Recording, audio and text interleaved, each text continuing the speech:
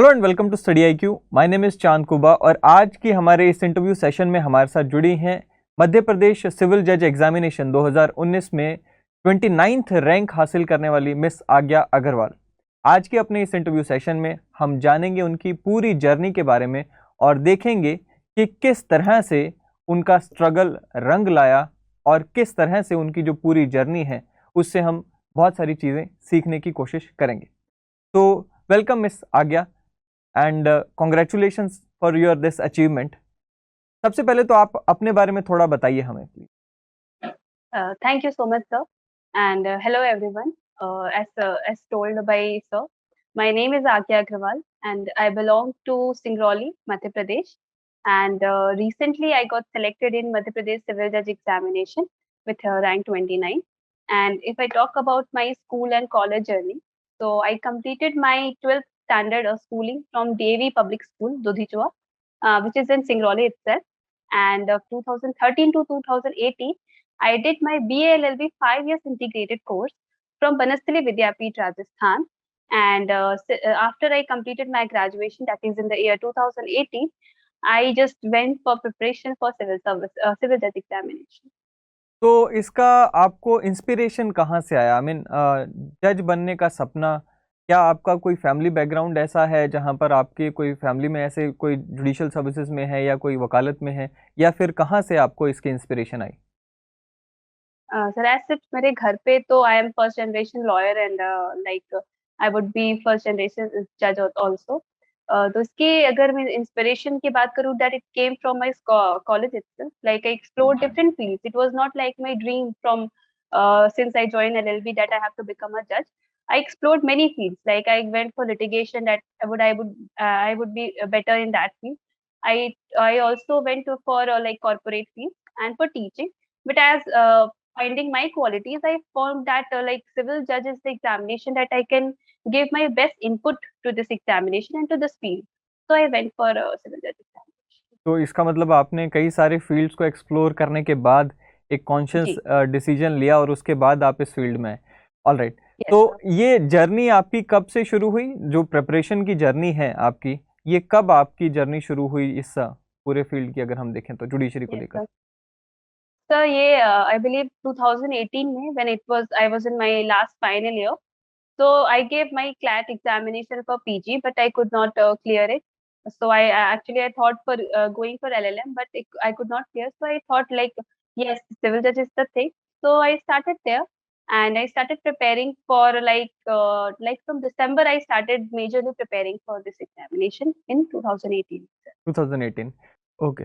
And अगर हम बात करें आपकी एग्जामिनेशन की, इस एग्जामिनेशन में 3 स्टेजेस हमें देखने को मिलती हैं। सबसे पहले अगर हम प्री की ही अगर बात करें तो प्री में आपकी क्या स्ट्रेटेजी रही? किस तरह से आपने इसे अप्रोच किया?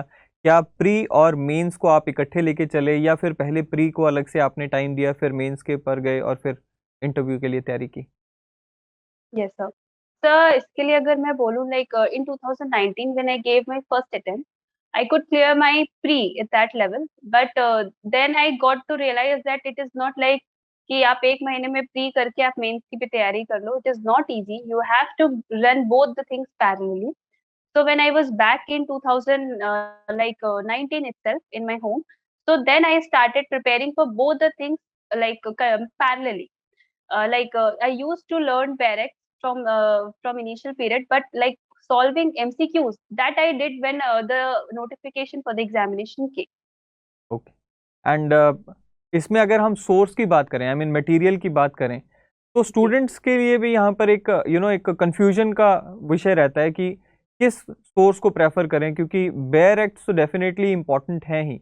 yeah. Apart from bear acts, what do you think should be the approach for a particular student जो कि तैयारी कर रहा है प्री के लिए, खास करके लिए? सर अगर मैं स्पेसिफिकली प्री की बात करूं तो sir only source is I believe it is barrack, but yes as because I have not done any coaching, so I took one textbook with me always for all major subjects, and I went to all important part. Like in barracks there are provisions which require extra study, which require extra material. So I used to take all important things, and I make bookmarks in my barrack itself, or like I used to attach some extra page over there. So if I talk about pre, Like I thoroughly read or learned all the sections, because my first strategy was like, if you talk about preliminary examination, there is all questions like easy, moderate, and tough. And my strategy was that I should not lose my marks in these easy and moderate level questions. Like there would all sure there will be some 4 5 questions that nobody was are going to like clear it. हम्म। तो मेरा ये focus था कि मैं barracks को अच्छे से याद करूं, खास करके सेक्शंस। बहुत सारे ऐसे होते हैं जो स्ट्रेट फॉरवर्ड क्वेश्चंस आते हैं, वो मेरे गलत नहीं होने चाहिए। ठीक। उसके लिए मैंने एमसीक्यूज किया। और एक जो इम्पोर्टेंट चीज जो मुझे लगता है मुझे सबसे ज्यादा हेल्प की थी, वो थी कि I use to make bookmarks to all those questions which I did not know और I was confused about it, and I took a picture of them. Because hmm. होता क्या है कि एमसीक्यू जो बुक होती है वो बहुत मोटी होती है, and it is not easy to go again and again to that book. तो आखिरी तक में क्या होता था, जब मैं फोटोज उसकी क्लिक कर लेती थी, that I have one folder in my phone itself, and whenever I was going to sleep or I was free at some place, so I just go through those questions. तो वो आपके बार बार आप revise करने की वजह से आपको वो याद हो जाते थे। तो मेरी एक ये प्रिलिमिनरी की खास करके लॉ के लिए ये स्ट्रैटेजी रही थी। Apart from that, if you consider sir, there is English and computer itself also. So there also you can like take one any textbook or any book. Don't go to unnecessary like बहुत सारे sources पे मत जाए, एक ही को बार बार revise करें।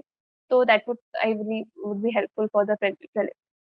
तो इसमें स्टडी आईक्यू की तरफ से आपको जो हेल्प मिली उसके बारे में आपका क्या कहना है? आई मीन कितना आप इसमें यहाँ पर जाते हैं या देखते हैं कि स्टडी आईक्यू की तरफ से आपको क्या क्या हेल्प इसमें मिली? Yes sir. सर प्रीलिम्स के एग्जाम में 20 मार्क्स का हमारा जो आता है वो जीके आता है, and GK has become one of the most important role in cracking this prelims examination. So like in 2000 from 2018 or 19 itself, I used to start making notes of Gaurav Garg sir, and that actually helped me a lot to boost my confidence actually, because होता क्या था sir, हमें इतनी proper अच्छी GK हमारी thoroughly completed नहीं थी, और इस एग्जाम के लिए हमको बहुत अच्छी एक ग्रास्प चाहिए थी हर फील्ड में। So the lectures of Gaurav Garg sir and their MCQ portion, it helped me to boost my confidence, and it also gave me the satisfaction कि कोई भी question आएगा I would be able to handle. That's great, that's great. And I believe कि ये जो हमारा mains का examination है जहाँ पर हम ऐसे भी लिखते हैं, तो जो Yes sir. स्टडी आईक्यू की जो आपने अभी जो सेक्शन की बात की, क्योंकि यहाँ पे सिर्फ जीके के साथ साथ हम जो है सोशल इश्यूज को भी कवर करते हैं, हम इस तरह Yes के sir. टॉपिक्स भी हमारे कवर होते हैं जहाँ पर ऐसे भी आप कवर कर सकते हैं। सो डू यू बिलीव कि ऐसे में आपको इन वीडियो से मदद मिली और एक ऐसा पेपर जो कि एक डिफाइनिंग फैक्टर हो जाता है एग्जामिनेशन के लिए? Because Yes again sir. ये एक ऐसा एग्जाम है जहाँ पर हर स्टूडेंट अलग अलग चीजें लिख कर आएगा। कोई भी एक ऐसा लॉ का पेपर होगा तो क्या होगा कि कानून तो सबके लिए बराबर है, सब एक सा ही पढ़कर गए हैं, लेकिन एक जो डिस्टिंग्विशिंग फैक्टर है वो ऐसे का एग्जामिनेशन बन जाता है, खास करके हमारा एमपी Yes जुडिशरी का। sir. तो व्हाट डू यू थिंक कि मतलब वहां पर आपका क्या कहना है कि कैसी मदद मिली? Yes sir. Talking about mains, तो जो सेकंड पेपर हमारा होता है वो essay and translation का होता है, and then there are 50 marks are allotted for the essay part, and that play a crucial role in our selection, and it also helps in boosting your marks and with rank also. So the study IQ platform sir ऐसा था कि it was very easy for me to know the complete knowledge about that particular field. Like if कोई भी जो नया topic आ रहा है उसमें स्टडी आई क्योंकि the best quality was that they make very crisp and clear video, like it was around for 13 to 15 minutes, and it has layman language, कोई भी बहुत टेक्निकल लैंग्वेज नहीं रहती थी कि that a person who is a fresher who don't know anything that he cannot or she cannot grasp it. So that was the best part, and I used to wrote all everything which are being taught in which are being guided in the like video. So sir that sir I believe study IQ की sir जो videos थे उसी से ही बस मैंने अपने essays prepare किए थे। That's really great and we are also happy to know कि स्टडी आईक्यू आपकी इस तरह से मदद कर पाया। And yes. अगर हम बात करें मेंस की, तो मेंस के लिए आपकी क्या अलग से स्पेसिफिक कोई स्ट्रेटजी रही? क्या आपने इसके लिए आंसर राइटिंग की प्रैक्टिस की? कितना टाइम दिया? और क्या इसके अलावा आपने सोर्सेज थे जो रेफ़र किए? और अगर हम बात करें मेंस में भी ऐसे की, तो क्या आपने इसकी प्रैक्टिस की? तो क्या आपका अलग रहा जो बाकी स्टूडेंट्स का नहीं हो पाता है और आपने ऐसा अलग किया? Yes sir. तो इसमें मैं एक चीज़ बोलूँगी कि सर कोविड की वजह से हमें थोड़ा ज़्यादा टाइम मिल गया था। So I actually utilize that time and if I say कि मेरी जो राइटिंग प्रैक्टिस थी वो मेरी before coming of this notification मेरी ऑलमोस्ट मेजर सब्जेक्ट की हो चुकी थी सर। सो उस समय मैंने बहुत राइटिंग प्रैक्टिस की है, like I used to frame questions from my side itself and I allowed it time to, like I didn't write कि मैं ऐसे लिखे जा रही हूँ, because we all know in these papers there is always shortage of time. You cannot बिल्कुल। write complete essay for every single question. So I used to frame the time like I have to devote 15 minutes or 20 minutes to this particular question. And I used to write for like 1 hour or 1.5 hour. I do not give complete 3 hour before. इतने पहले से मैं नहीं देती थी। तो sir अगर 20 की बात करूँ सर, तो जब मैं पढ़ती थी साथ में ही जो इम्पोर्टेंट चीजें थी मैं उसके शॉर्ट ब्रीफ बनाते सिनॉप्सिस टाइप के बना लेती थी सर, और इसको मैं प्रैक्टिस करती थी सर। तो since the time the notification came I was almost ready with all my important major subject part. That is really great. I mean उसके लिए भी एक डिसिप्लिन चाहिए होता है ना? क्योंकि यस मैंने सर। कई बार देखा है जो स्टूडेंट्स की जो मेन प्रॉब्लम रह जाती है वो यही रह जाती है कि let the result come first. जो यस सर। प्री का एग्जामिनेशन का जो रिजल्ट है वो आने दो, उसके बाद देखते हैं कि होगा कि नहीं, उसके बाद हम तैयारी करेंगे। So that is one of yes the sir. Problem. So I believe कि डिसिप्लिन एक ऐसी क्वालिटी है जो कि यस सर। आपको मदद करता है इस रास्ते पे। बट अगेन आगे जब हम बात करते हैं एग्जामिनेशन की, चाहे वो कोई भी एग्जामिनेशन हो, किसी भी स्टेट की एग्जामिनेशन हो, एक जो सबसे बड़ी यहाँ पे समस्या रहती है वो ये कि क्योंकि एक बहुत ही लंबा प्रोसेस है, टाइम कंज्यूमिंग प्रोसेस है, उसमें जी। आपको इमोशनली बहुत ज़्यादा उथल पुथल झेलनी पड़ती है, क्योंकि कई बार लग रहा होता है कि हो पाएगा या नहीं हो पाएगा। तो आपके भी लाइफ में या आपके भी इस पूरी जर्नी में इस तरह की कुछ स्टेजेस रही होंगी। आपने इन सभी स्टेजेस को किस तरह से मैनेज किया और क्या आपकी यहाँ पर सोच रही इसको लेकर? Yes sir, definitely sir. I believe कि बिकॉज ऑफ कोविड जो एग्जाम की टाइम फ्रेम थी सर वो एक्सट्रीमली एक्सटेंड हो गई थी। Like sir it was it completed for around, it took around 1.5 year to one and complete half this year. Examination. Yes sir. तो emotionally of course sir बहुत सारी problems आती हैं, but I just learn and just listen this quote sir कि अभी 20 to 30 years जो age period होता है, this is the time like you can give everything to you to secure your next 30 years. So that is the line that always revolve in my mind कि ये चीज है, अभी 1-2 साल हैं, आपको मैटर नहीं करेंगे वो। तो उसके लिए मेरे जो इमोशनल सपोर्ट थे, of course they were my family first of all. They were very patient, like मुझे लगता है मुझसे ज्यादा वो पेशेंट थे कि दे नो कि students are working, they are really working hard day and night. They are my friends, like I have like 2-3 friends, 2-3 friends, not more than that, and I was continuously in touch with them, so they really helped me in making me emotionally strong. That is really great. I mean company matters, और यही Yes company sir. है जो आपको motivate कर सकती है, push कर सकती है, और यही कंपनी है जो आपको नीचे भी ले जा सकती है। तो one of the good thing is कि आपकी कंपनी बहुत अच्छी रही, आपके फैमिली का Yes पूरा sir. सपोर्ट रहा, एंड वो एक अच्छा फैक्टर रहा आपकी इस पूरी जर्नी में। अगर इंटरव्यू की बात करें, तो इंटरव्यू का आपका एक्सपीरियंस कैसे था? बिफोर इंटरव्यू क्या माइंड में थॉट्स थे, कैसी यहाँ पर, बिकॉज अगेन एक एंग्जाइटी की सिचुएशन रहती है, जी तो सर। वो कैसी एक आपकी स्टेज रही इंटरव्यू का, अगर एक्सपीरियंस की अगर Yes हम बात sir. करें?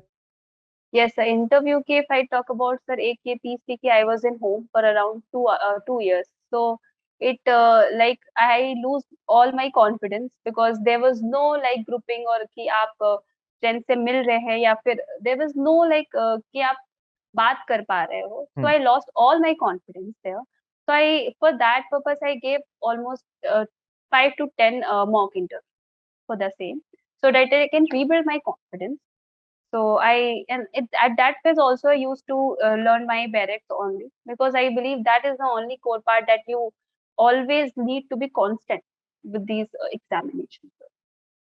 तो इंटरव्यू में किस तरह के क्वेश्चंस आपसे पूछे गए? आई मीन पहली बात तो ये कि स्टूडेंट्स बहुत ज़्यादा इच्छुक होते हैं जानने के जी लिए कि सर। कितने लोग इंटरव्यू में आपके सामने बैठे, उन्होंने किस तरह के क्वेश्चंस पूछे, and were you able to give all the answers, और अगर कहीं पे आप अटक रहे थे तो वहाँ पर आपकी क्या अप्रोच थी, एंड वो सब यस भी आप सर। बताइए please.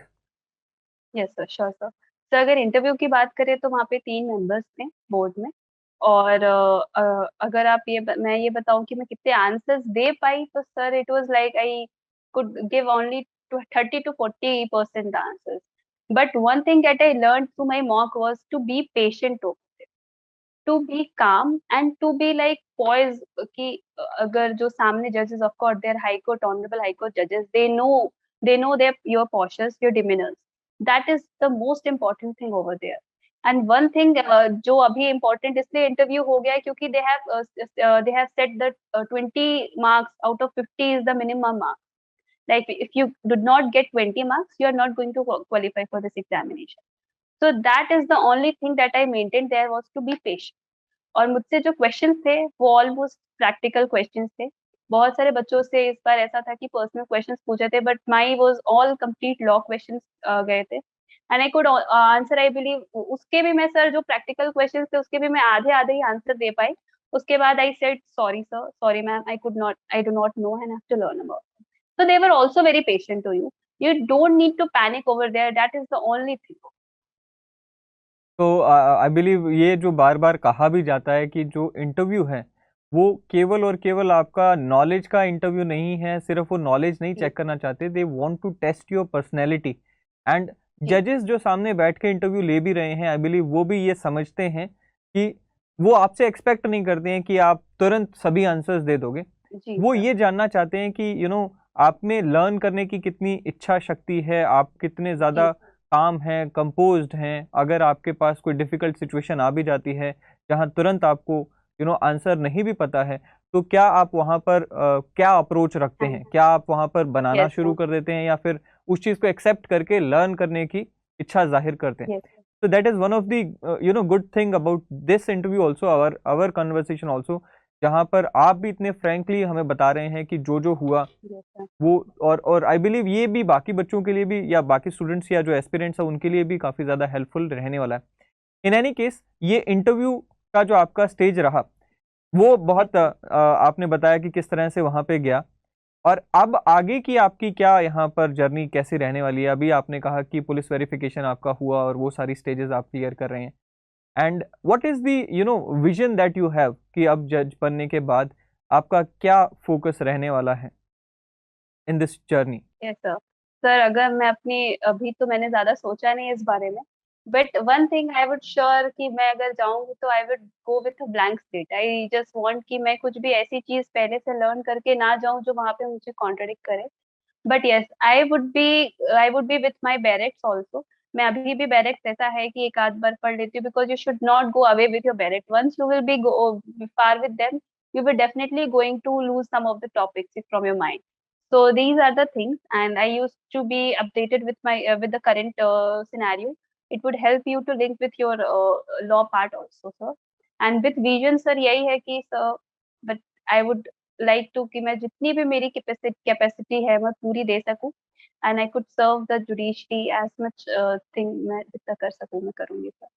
That is really great and I wish you very best, and Thank you, sir. आगे की जर्नी के लिए आपको बहुत बहुत शुभकामनाएं, एंड स्टडी IQ आपके लिए हेल्पफुल हो सका, एंड हम यही कोशिश हमारी भी जारी रहेगी कि स्टडी IQ जितने भी जुडिशरी एस्पिरेंट्स की मदद कर सके उन सब की मदद करें। एंड आपने हमारे लिए अपना बहुत ही कीमती टाइम आज निकाला। Thank you very much, and it was really nice talking to you. फिर अगली बार मिलेंगे, till then thank you and have a Thank great you, day sir. Ahead. Thank you. तो दोस्तों ये थी मिस आज्ञा अग्रवाल जिन्होंने MPCJ का एग्ज़ाम क्लियर किया, 2019 का एग्ज़ाम क्लियर किया, 29th रैंक हासिल किया, और आज के हमारे इस इंटरव्यू में अपनी इनसाइट रखी, अपनी जर्नी के बारे में बताया, और बहुत ही इंस्पायरिंग जर्नी इनकी हम कहेंगे, जिससे सभी जो एस्पिरेंट्स हैं वो काफ़ी कुछ सीख सकते हैं। हम इनको बहुत बहुत शुभकामनाएं देते हैं, और जो लोग इस एग्जामिनेशन की तैयारी कर रहे हैं उनको भी बहुत सारी विशेष हमारी तरफ से। अगली वीडियो में फिर एक बार मिलेंगे, till then thank you and have a great day ahead.